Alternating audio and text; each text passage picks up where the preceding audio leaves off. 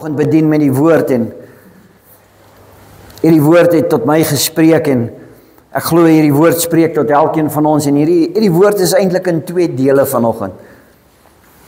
In die eerste deel gaan sommer direk by die deur inval soos wat hulle sê en begin uit die boek van Lukas 17, so welbekende gedeelte vanoggend en dit wat alles gebeur het en jy gaan getuienis hoor vanoggend oor die grootheid van my God.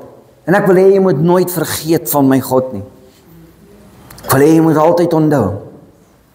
Die naam bo elke naam. En hy is magtig om ons te red.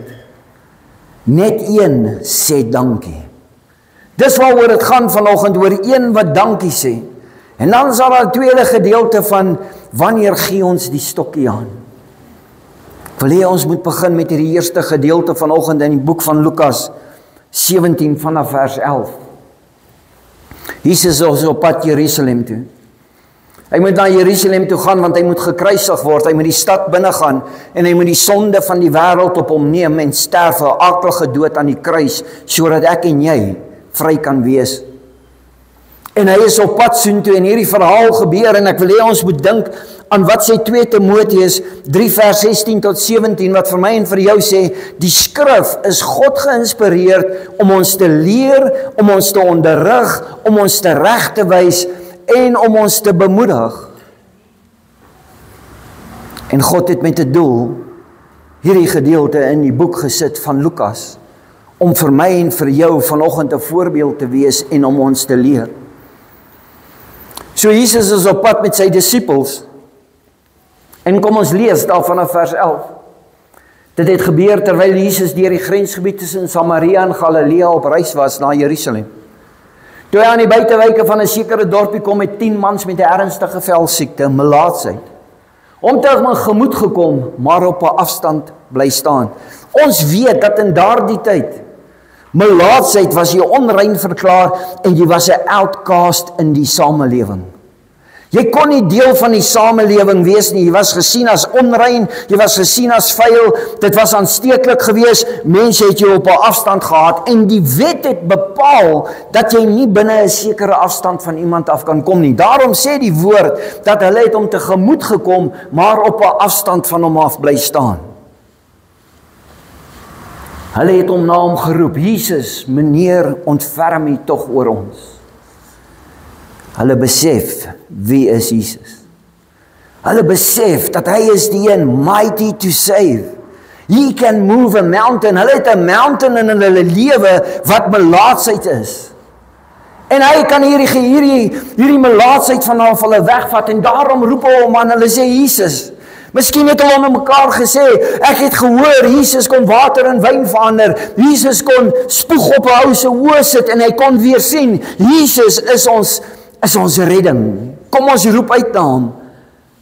En hulle roep uit en hulle sê, ontferm U oor ons. Toe hy hulle sien, sê hy aan hulle, gaan wys julle self aan die priesters, terwyl julle soontoe op pad was, het hulle gesond geword. Hy sê vir hulle, gaan na die priesters toe, want dis net die priester wat jou rein kan verklaar. Dis die priester wat aan jou so gekyk het en gesien het, daar's nie merke nie, daar's nie 'n velsiekte of wat ook al nie. Dan was jy rein verklaar en jy kon teruggekom het in die gemeenskap in en as ek dit so kan sê, omgewing vriendelik gewees. Jy was weer aanvaar in die gemeenskap. Maar hulle moes na die priester toe gaan. Nie een van hulle het geredeneer nie een van hulle het gestry nie, almal van hulle het omgedraai, sy woord aanvaar en in die geloof begin loop. En terwyl hulle in die geloof loop, nadat hulle geroep het tot hom, toe begin die genesing plaasvind. Op pad soontoe het hulle gesond geword. Een uit die groep, toe hy sien dat hy gesond geword het, het omgedraai en met 'n harde stem vir God geloof. Hy het besef, God het my gered. Hy het besef dat Jesus het gekom en hy het my skoon gemaak. Jesus het gekom en hy het die wonderwerke in my lewe gedoen. Toe ek uitroep na hom, toe het hy omgegee vir my, vir al 10 van ons. Hy het nie net een uitgesonder nie, hy het al 10 genees, maar een het omgedraai. En die woord is spesifiek. Hoor wat sê die volgende vers. Hy het op sy gesig aan Jesus se voete neergeval en hom gedank. En dan sê die woord, hierdie persoon was 'n Samaritaan. 'n Samaritaan was iemand wat gehaat is deur die Jode. Die een wat die outcast is, nie net met die siekte nie, maar die een wat nie guns het in die oë van die Jode nie, dis hy wat terugdraai en voor die voete van hom neerval. Hy loof vir God en hy aanbid vir Jesus.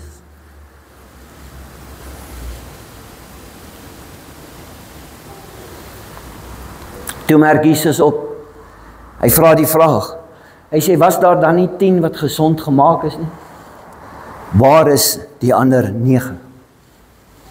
Is daar niemand anderste wat omgedraai het om God te loof, behalwe hierdie vreemdeling? Aan hierdie man het hy gesê, staan op, gaan, jou geloof het jou gered. Ek wil vanoggend vir jou vertel, wat gebeur wanneer jy uitroep tot die Here? Hierdie mense het nie aansien gehad nie. Miskien het jy nie aansien nie, miskien voel jy minderwaardig, miskien voel jy soos 'n outcast vanoggend. Miskien voel jy jy's nie waardig om in die teenwoordigheid van ander mense te wees nie, maar ek wil vir jou sê, wanneer jy die naam van die Here aanroep, dan gebeur daar iets. En hy roep hom aan en hy sê, Here, ontferm U oor my. Hy weet, hy kan homself nie gesond maak nie, maar hy weet wat Jesus kan doen en hy roep uit, hy sê, Here, ontferm U oor my. En Jesus hoor sy noodkreet. 'n Samaritaan, iemand wat nie eers naby hom was nie, iemand wat dalk nog nie eers tot bekering gekom het nie, maak hy gesond. Die Here hoor my en jou noodkreet. Wanneer ek en jy hom aanroep, wanneer ek en jy vir hom staan en sê, ag Here, ontferm U oor my. Daar's mense wat glad nie guns in hulle oë het vir my nie. Daar's mense wat dink ek is laer as wat daar ooit kan wees. Here, ontferm U oor my. En dan wil ek jou vanoggend die versekering gee. Net soos hierdie skrifgedeelte vir my en vir jou sê, sy hand kom in beweging. Een het omgedraai uit die 10 uit en teruggekeer om hom te loof en te prys. Vol vanoggend, toe kom ek hierdie boodskap ingebring het, toe kom die Here vir my hierdie boodskap gegee het vanoggend. Ek weet, laasweek donderdag met al hierdie reën, toe val die boom in ons erf op, 'n groot boom, en hy val bo-oor en hy val in die ander mense se erf bo-oor hulle voertuie. En ek en my vrou is die donderdag aand besig en ons slaap.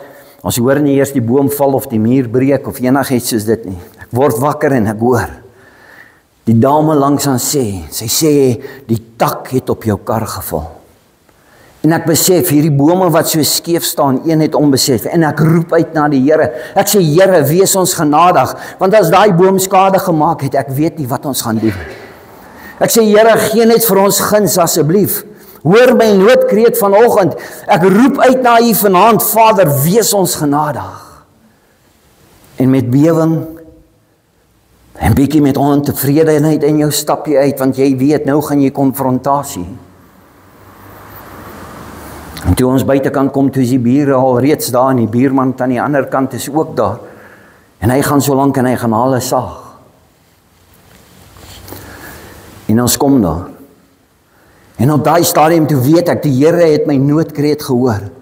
Daai boom het bo-oor daai splinternuwe bakkie geval van daai persoon, laat die takke aan die ander kant van die bakkie so gedruk het en die boom het glad nie die bakkie geraak nie. God het gehoor toe ek uitroep en sê, Here, wees my genadig. Weet jy hoe genadig gaan die Here jou wees as jy uitroep na hom? En hier staan hierdie mense, en die ou wat aan die ander kant is, hy's 'n polisieman. Hy gaan haal 'n saag en hy begin onmiddellik hierdie take saag en alles, en daar's so 'n bietjie van, as al mense dit so kan sê, tension tussen ons en die bure.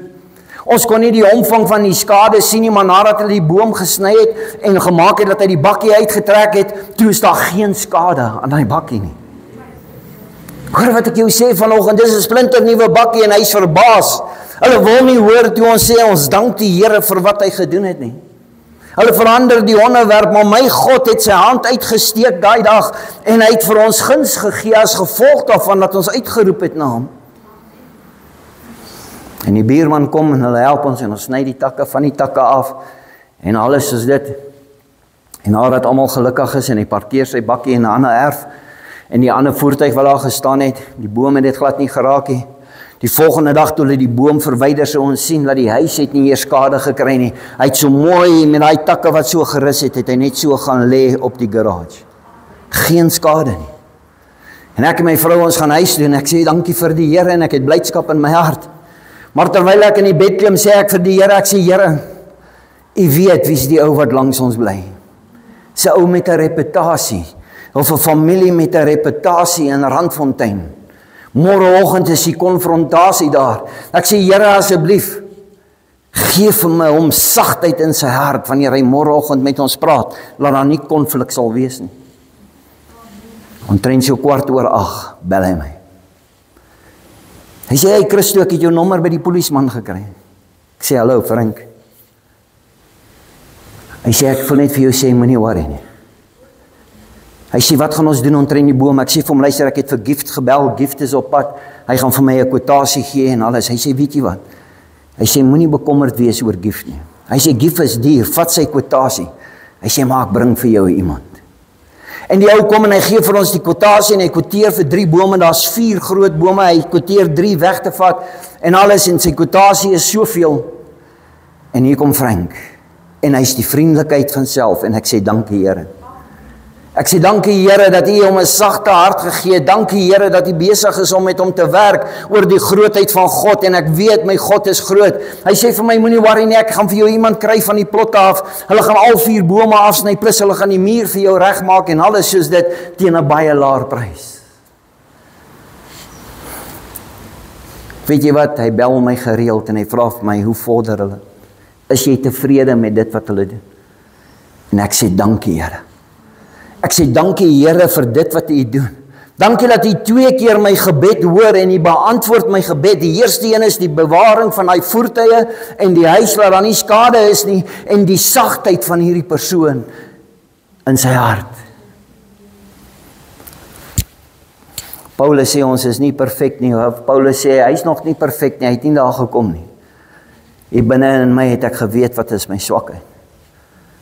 Dat wanneer hy arrogant of astrant sou wees, sou ek terug opgetree het en ek sou nie God se naam verheerlik nie. Maar die Here weet en die Here maak sy hart sag. Sodat toe ek met hom praat en alles, die heerlikheid van God kan deurdring na hom toe en sien, maar ek vertrou volkome op die Here. En ek sê vanoggend vir die Here dankie. Ek wil vanoggend die een wees wat omdraai en vir die Here kom dankie sê vanoggend. Jy sien die goedheid en die guns van God was daar vir my. Net soos die ander 9 is ons so geneig om weg te stap en ons sê nie dankie vir God nie. Wanneer jy dieper gaan studeer in hierdie gedeelte in, dan sien jy die Samaritaan wat nie eintlik die persoon was wat goed was nie. Het kom dankie sê, die ander 9 sê hulle was Jode gewees. Hulle het aangeneem dat dit wat Jesus met hulle gedoen het, is okay, dit kom hulle toe. En hulle het weggestap en nooit omgedraai en dankie gesê nie. Maar die Samaritaan het besef, hy verdien dit nie. Hy is die een wat swak is, hy is die een wat die Jode nie in gesig wil, of met wie hulle wil praat, of enigiets soos dit nie. Hy besef, die koning van die konings, die een wat gaan sterf op die kruis, is die een wat genade sal bewys. En hy draai om en hy gaan sê dankie vir hom. Ek wil vanoggend vir jou vra, wanneer laas het jy gekom en dankie gesê vir God? Wanneer laas het jy uitgeroep in nood en uitgeskree na hom en gesê, Here, ek is nou op my laatste, ek het U nodig. En dan kom hy en hy begin om sy hand in werking te stel. Jy sien, want 'n liefdevolle vader sal doen dit wat sy kind van hom vra en sy hand kom in beweging. Maar wie van ons draai om en sê dankie vir dit wat hy gedoen het?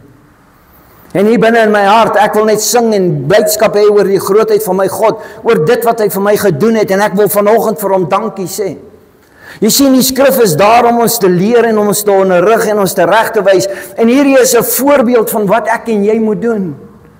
Wanneer God sy hand beweeg in jou lewe, draai om en gee hom eer. Ek wil 'n skrifgedeelte uithaal in Deuteronomium. Ek dink is die volgende een. Hoor wat sê hy vir die volk van Israel. Maar ek verseker jou, as jy ooit die Here jou God vergeet en ander gode volg en voor hulle neerbuig, sal jy seker vernietig word. God bewys sy genade aan my en jou. Dit waardeur ons gaan. En hy hou sy hand van beskerming oor ons en hy maak vir ons die deure oop en alles soos dit en hy verwag dat ek en jy hom nie sal vergeet nie. Want hy sê as jy my sal vergeet, as jy sê God, hy skuld dit vir my want ek is sy kind. En dan dien ons ander gode en ons vergeet van God, dan sê hy ek sal jou vernietig.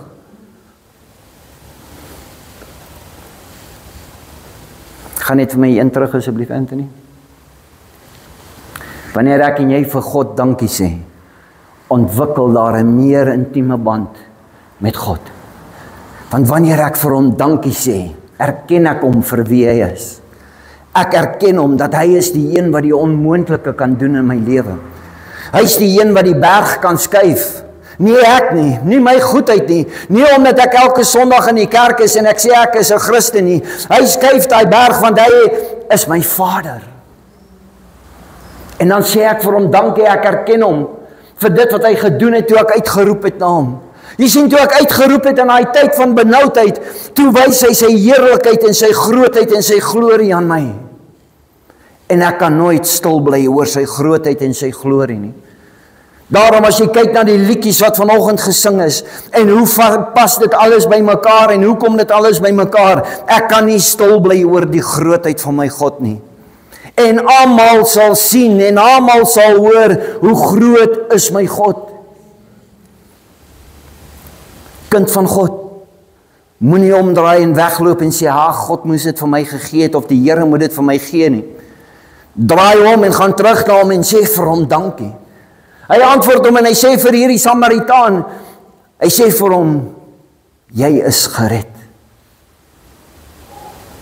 Die Here bewys genade en liefde aan elkeen van ons. Maak nie saak hoe laag ons dink ons is nie, maak nie saak hoe vuil ons is nie, maak nie saak waar jy ook al is nie. Maar wanneer kom ek en jy en wanneer kom sê ons dankie vir hom?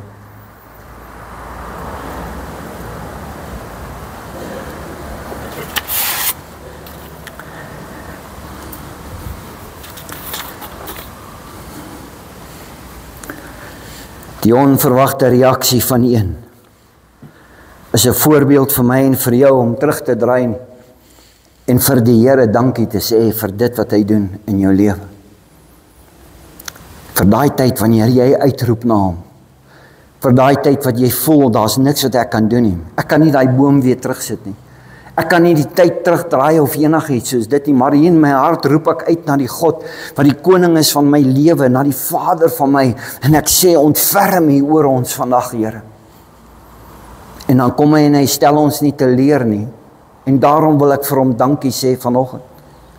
En terwyl ek besig is om hierdie preek voor te berei, praat die Here met my. Ons is betrokke by die skool. En as jy by die skool bedien en wat ook al, en jy kry met hierdie jong mense te doen, dan wil ek vir jou die volgende sê. Jong mense word nie groot om dankie en asseblief te sê nie. Toe ek 'n kind was, ons is op die harde manier groot gemaak in die tyd soos wat dit was. As jy nie jou maniere geken het nie, het jou pa jou gevee met 'n hand, of jou ma se oë was groot en jy het geweet, by die huis is daar probleme. Jy het jou maniere geken. En ek is dankbaar dat ek in daai omstandighede groot geword het. Dat ek in omstandighede groot geword het dat jy moes altyd sê oom en tannie, maak nie saak hoe oud hulle is nie. Vandag se jong mense sê nie oom en tannie nie, dis jy en jou. Daar's nie 'n ding soos dankie nie, want hulle aanvaar dit is hoe dit moet wees. Hoekom vertel ek jou dit vanoggend? Want daar is nie meer 'n voorbeeld nie. Wanneer ek en jy nie meer kan dankie sê vir die Here oor sy goedheid en sy guns nie, kan die kinders dit nooit sien nie. En die kinders kan nooit kom en dankie kom sê nie, want ma en pa doen dit nie, hoekom moet ons dit doen? Ek wil vanoggend vir jou sê, daar's 'n generasie wat gaan verlore gaan, as gevolg van mense wat nie meer dankie sê vir God nie, en kinders sien dit, en hulle gaan nie eers wil dankie sê vir God nie. Nie vir wat hy vir hulle gedoen het aan die kruis, of dat hy vir hulle die ewige lewe gee, of enigiets soos dit nie. Wanneer laas was jy 'n voorbeeld gewees? Wanneer laas het jy vir jou kinders, of jou naasbestaandes, of vir iemand gewys en gesê, ons moet dankie sê? Thank you, Anthony. Hoe wys ek en jy vir ons kinders oor dankbaarheid vir God? As ons dit nie eers vir die Here self kan sê nie. Ek wil vanoggend 'n vraag vra en ek wil vanoggend die Here lê dit op my hart. Vir wie is jy 'n voorbeeld? Vir wie is jy 'n mentor? Ons kan nie vir 30 jaar in die kerk sit en sê ek het nie 'n mentor of daar's nie iemand vir wie ek 'n voorbeeld is nie. Wie was jou mentor? En vir wie mentor jy as 'n kind van die Here? Ek was dankbaar in my lewe. Ek het verskeie mense gehad wat 'n rol gespeel het in my lewe. Thys Lankman. Terwyl ek gerook het, het hy my ingevat in sy huis. Hy het nooit beskuldiging gewys nie, hy het nooit vinger gewys nie, hy het geweet wat ek doen. Hy het my liefde gegee. En daai liefde wat hy vir my gegee het, sal ek vir enige persoon gee, maak nie saak wat jy verkeerd doen nie. Want jy sien, ek het 'n tweede kans gekry. God het my 'n tweede kans gegee. Ek het vir Jan en Lizette Roubenheimer in my lewe gehad. Wat my geleer het, maak nie saak hoe ongerieflik dit is nie, sorg dat jy daar is vir iemand anders. Daarom het dit my geleer, maak nie saak hoe laat dit is, of dit 8 uur of 10 uur in die aand is, en ek moet hospitaal toe gaan, dan staan ek op en ek gaan hospitaal toe, want God het vir hulle gebruik, om vir my te wys dat, luister, maak nie saak hoe laat dit is nie, ek het tyd vir jou, en ek gaan tyd maak saam met jou. Ek het pastoor Douglas gehad, wat my mentor was, en wat my baie dinge geleer het. Baie maal as ek so staan by die preekstoel, het jy al opgelet, dis wat pastoor Douglas doen. As jy 'n mentor is vir iemand, is daar iemand wat jou maniere en goed gaan aanleer. Dis net hoe dit werk. Jesus was die mentor vir sy 12 disippels. En dit wat hy vir hulle geleer het, dit het hulle gegaan en hulle het gedoen, want hulle het gevolg die mentor van wat hy vir hulle was. Pastoor Douglas sou my raad en wysheid gee. Ek het pastoor Henny van der Merwe gehad, wat uit hierdie gemeente uitgekom het. Wat heeltemal anders te was. Maar hy kon reguit praat. En hy kon 'n standpunt inneem. En hy het gesê, dit maak nie saak wat hulle sê of wat hulle doen nie, tree jy so en so op. En van daai mentorskap het ek gevat en dit het deel van my lewe geword. Want ek onthou wie hulle is.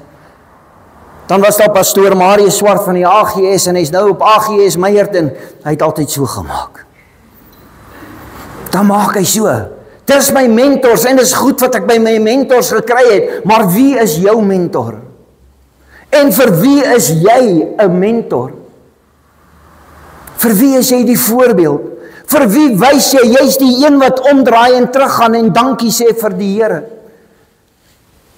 Wil jy moet om jou kyk vanoggend? As daar nie 'n nuwe generasie in die kerk inkom nie, gaan hierdie generasie uitsterf. Daar sal gesê word in die toekoms, daar was 'n Afrikaanse volle evangelie kerk in Randfontein. Maar hy het uitgesterf. As ek en jy nie 'n voorbeeld is vir die jong mense nie, hoe gaan hulle in die kerk kom? As jy nie in jou 30 jaar van Christendom begin om mentorskap uit te oefen op iemand anders te nie, hoe gaan hulle in die kerk kom en hoe gaan hulle jou voorbeeld volg? Thank you, Anthony. Sorry, bly nie daar so. Gaan net terug. God wil hê dat ek en jy een sal wees wat omdraai en hom aanbid en hom eer gee. En ons is 'n voorbeeld vir die jonger geslag om te sien wat doen ons. Jy sien, want wanneer jy 'n mentor is, gaan hy doen dit wat jy doen. Wanneer jy inspraak in sy lewe vir hom gee en wanneer jy iets in sy lewe vir hom doen, dan gaan hy doen dit wat jy is. Soos wat jy klein dinge aanleer van hulle, so gaan hy aanleer, ek moet vir God gaan dankie sê. Ek het gesien hierdie persoon wat input in my lewe gegee het dit gedoen, ek wil dit ook doen. Die ene Samaritaan was 'n voorbeeld vir my en vir jou. Ongeag wie, hy het omgedraai en hy het gaan dankie sê. Belangrike vraag is, vir wie is jy 'n voorbeeld en 'n mentor? Elkeen van ons het 'n mentor nodig. En dwars deur die Bybel word dit gewys, daar is mentors. En ek wil vanoggend vir jou wys, thank you Anthony. Jesus was die mentor van die 12 disippels. En hulle het gedoen en hulle het gesien wat Jesus gedoen het, as gevolg daarvan dat hulle die woorde gehoor het, wat die mentor vir hulle gespreek het, en gesê het, julle sal dieselfde dinge kan doen as ek, het al wonders en tekens deur hulle plaasgevind. Jy sien, die mentor het belê in hulle lewe, die mentor het hulle geleer. Paulus is een van die mentors van Silas, hy is die mentor van Barnabas, hy is die mentor van Ephroditus, van Titus en van Timotheus. Hy leer hulle. En ek glo daar's iets wat hulle gevat het van hom en deel gemaak het van hulle en gesê, daarom skryf Paulus, hy sê, ja broers en susters, volg my voorbeeld en hou julle oë op die mense wat volgens ons voorbeeld lewe. Wie hou hulle oë op die voorbeeld wat jy lewe, wat jy geleer het by Jesus Christus uit die woord van God uit?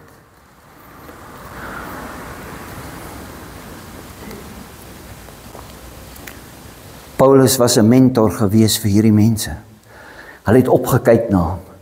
Hulle het vir Ephroditus gestuur om hom te gaan besoek in die tronk, sodat hy vir hulle raad en advies kon gee oor hulle gemeente.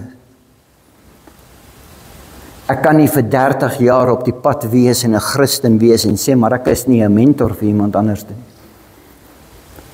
Ek kan nie sê ek is nie 'n voorbeeld vir iemand anders nie. Ek wil vanoggend met jou gesels. Wat gebeur wanneer die gardes, die mense wat bejaard is, of die mense soos ons, sterf? Wat sal word van hierdie gemeente? Wat sal word van hierdie gemeente, omdat daar nie mense is wat mentors is en mense inbring in die kerk en as 'n voorbeeld nie? Paulus verduidelik dat Jesus Christus was sy voorbeeld. Hy sê, ek volg die voorbeeld van Jesus. Daarom, wanneer julle na my kyk, hou julle oë op mense wat die voorbeeld volg. Moenie jou oë hou op mense wat nie 'n voorbeeld vir Jesus Christus of 'n navolger van Jesus Christus is nie, want ek wil vir jou sê, hulle gaan jou nie help om die ewige lewe te beerwe nie. Hou jou oë gefokus op hulle, wat Jesus Christus en wat 'n mentor is en wat mentorskap gevat het en leer hulle en wat mense leer volgens die wil van die Here. Op iemand wat 'n voorbeeld vir ons is, wat Jesus uitleef. Ons is so geneig om die voorbeeld van mense te volg wat nie Jesus uitleef nie. Ons kan in 'n ander stemtoon hulle namaak, ons kan in ander maniere wat ons sien in die prente, kan ons dit uitleef of wat ook al. Maar hy leef ons uit, dit wat ons leer van hulle, wat geleer het by Jesus. Ek en jy moet Jesus uitleef en 'n voorbeeld wees vir 'n geslag wat na ons kom. En ons redenasies is die volgende. Ons kan nie die jong mense in die kerk hê nie, want ons kan nie ons musiek verander nie. Ons kan nie jong mense in die kerk hê nie, want ons kyk hoe trek hulle aan. Kyk hoe maak hulle, weet jy wat, ek dink ons is judgmental.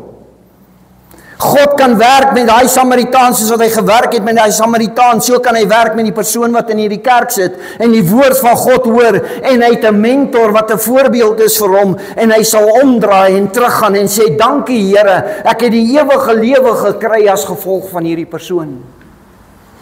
Ons moet ons denke verander ten opsigte van die jonger geslag. Ons redeneer en sê, maar hulle betaal nie tiendes in die kerk nie.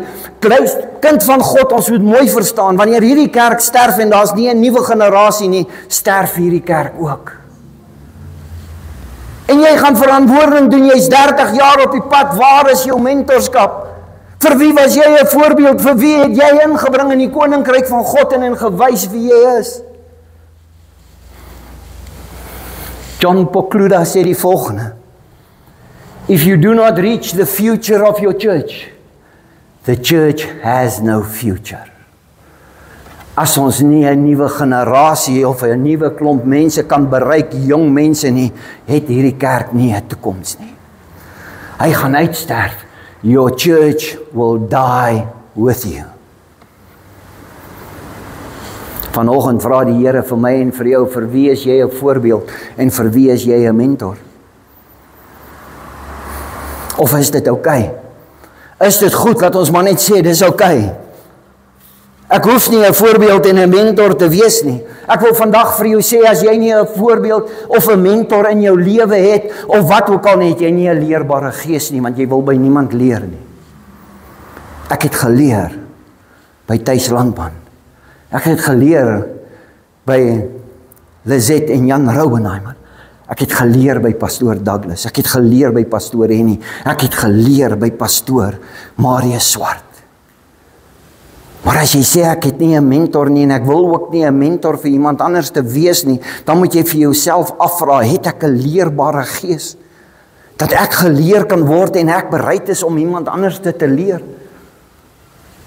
Ek dink die Here praat ernstig met ons as gevolg van dinge wat is besig om te gebeur in die wêreld en nie net in ons kerk nie, in verskeie kerke. Daar's 'n generasie wat gaan verlore gaan omdat ons hulle nie kan akkommodeer in die kerk nie, want ons sien nie die toekoms nie. Ons is vasgevang in ons tradisies, in hoe ons dinge moet doen, en ons kan dit nie verander nie. Ons is gister by 'n plek, by 'n verjaarsdagpartytjie van 'n 15-jarige meisiekind, Maxine. En ek was verstom en ek was verbaas en my mond het oopgehang. Dat in die middag die klomp jong mense van daai ouderdom met sakresies en driebeenresies en eier gooi en allerhande goed waarmee hulle self besig hou, en hulle is nie besig met die selfoon of enige iets soos dit nie.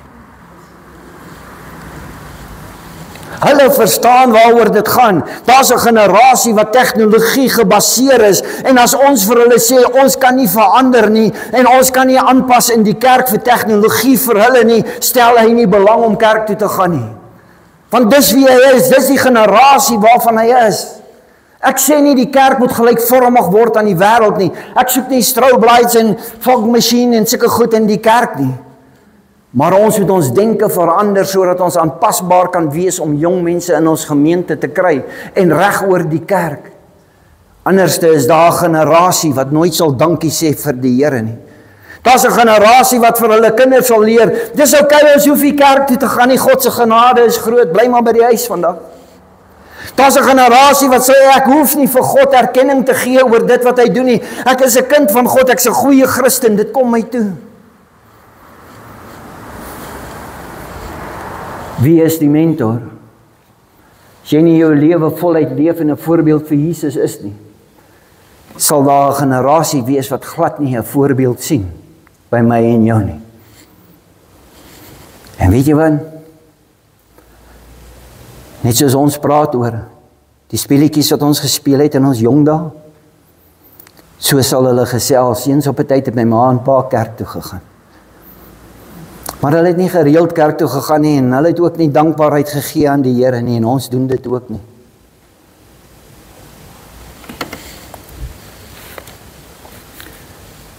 Moenie dat dit doodloop by jou nie. Wees die een uit 10 wat omdraai en wys vir die jong mense hoe dit gedoen moet word. Is dit nie wat die Here van my en jou verwag, disippelskap nie? Is dit nie die doel hoekom ek en jy op hierdie aarde is nie? Ek dink by myself en ek dink Reinhard Bonke, sy mentor, hy was 'n groot persoon, of hy was 'n persoon gewees wat kragtig was in die Here. Hy het 'n mentor gehad wat hom gehelp het om dit te bereik. Vir wie help ek en jy om te bereik dalk die volgende Reinhard Bonke? Is ons tevrede om te sê ons laat die generasie maar verlore gaan, as voor en nou more. Ons gaan nie ons tradisies en ons denke en dit verander nie, want ons is happy soos wat ons is. Ons kan nie lewe in die verlede van hoe ons geleef het 30 jaar terug nie. Die generasies het verander met tyd. En ons moet ons denke verander. En ons moet 'n jong mens vriendelike kerk word, waar hulle voorbeelde kan sien hoe om die Here te dien. Dat hulle voorbeelde kan sien waar mense opstaan en getuig en sê, weet jy wat, ek wil vandag dankie sê vir die Here vir wat hy doen. Ek wil vandag vir die Here dankie sê toe ek uitskree in my noodkreet toe die moeilikste tyd vir my daar was, toe was God vir my daar. En ek gaan vir jou sê, daai gedagtes gaan in hier binnekant in hulle vaslaan en wanneer hy in 'n moeilike tyd is, gaan hy uitroep na God. En dis die geleentheid wat God nodig het om sy glorie en sy heerlikheid aan hulle te bewys. Kom ons wees soos die een wat omdraai. Kom ons wees die voorbeeld vir ander mense. En laat hulle hoë gefokus hou op my en jou, want ons leef Jesus uit. Paulus het dit gedoen. Daarom kon hulle met vrymoedigheid briewe vir Paulus skryf. Sy mentor was Jesus, maar Paulus was die mentor van Silas, Barnabas, Timotheus, Titus gewees. Moenie laat dit eendag omdraai en jy was so lank in die kerk gewees, maar jy was nooit 'n mentor vir iemand anders nie. Wat se nalatenskap los jy vir iemand anders? Dit laat 'n mens dink, jy hoor. En ek wil hê in hierdie week moet ons regtig bid. Ek wil van hierdie gemeente vra vanoggend, hierdie week kom ons bid vir 'n nuwe generasie mense. Ons bid dat die Here ons sal verander sodat hulle in die kerk in sal kom en vrymoedigheid sal hê om in die kerk in te kom. Weet jy wat? As hy in die kerk instap met 'n tattoo, ek kan dit nie wegvat nie. Maar ek kan hom Jesus gee. Ek kan hom nie kritiseer en vir hom sê jy's 'n slegte persoon of jy hoort nie in die kerk nie. Ek kan vir hom Jesus gee. Kom ons verander ons denke. Kom ons verander en ons sê, Here, kom laat ons uitreik na hierdie generasie toe, sodat dit kan voortgaan.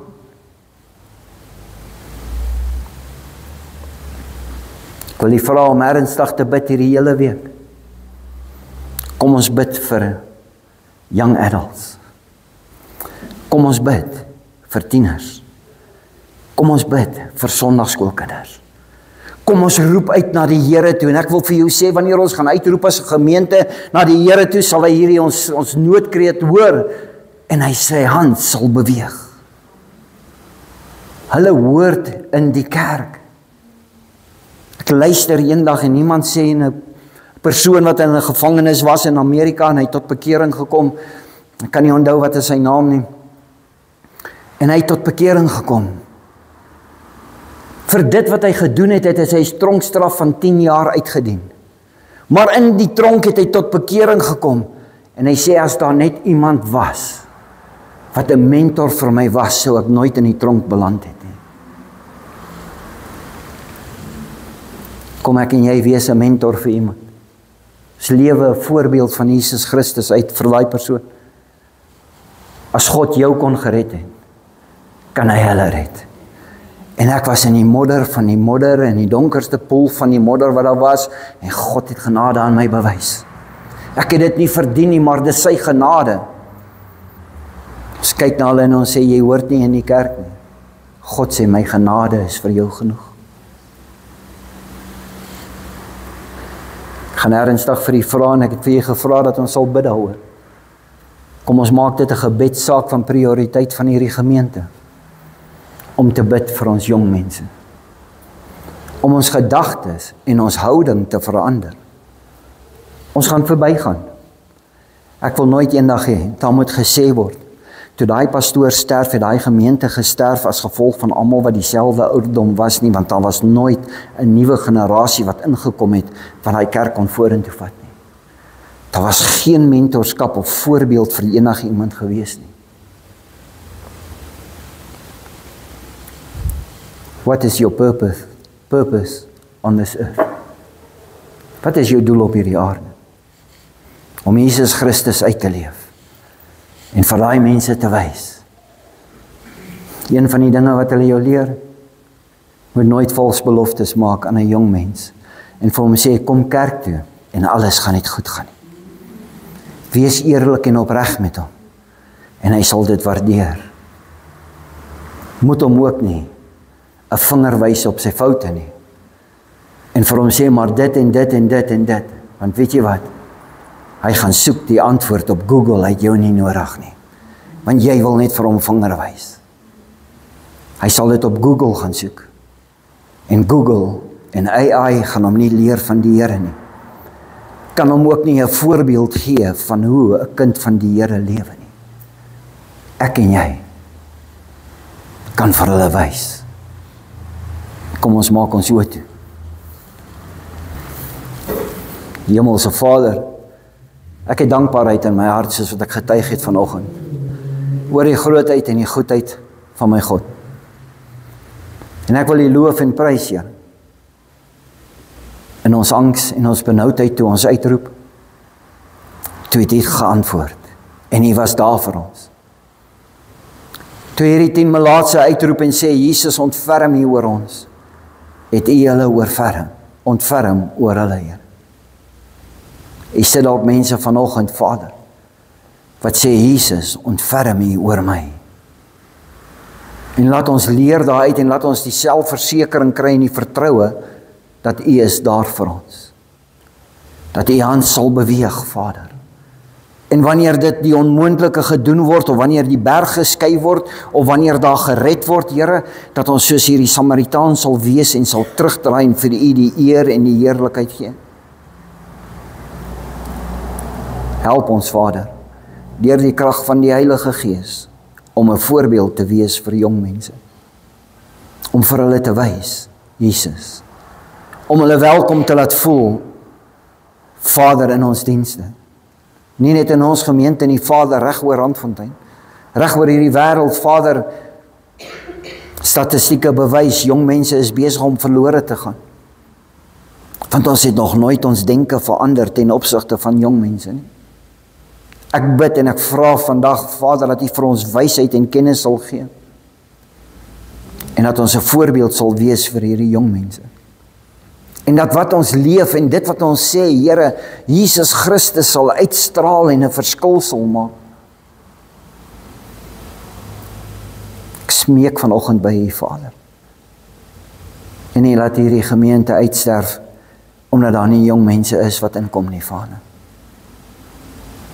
Laat ons liewe strewe daarna, om die baton oor te dra aan die volgende generasie. En dat hulle Jesus sal sien, en hulle Jesus sal uitleef, want ons getuienis en ons voorbeeld, wys vir hulle, Jesus is 'n werklikheid.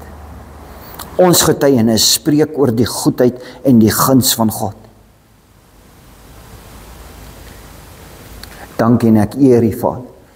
Mag hierdie woord hier in ons harte posvat, Here. As dit dalk 'n harde woord was, Vader, partymal praat U hart met ons, sodat ons sal wakker skrik, en sodat ons sal verander. Ek vra vanoggend asseblief, Here, help U ons, en laat U wil dan geskied met hierdie gemeente. In Jesus naam. Amen.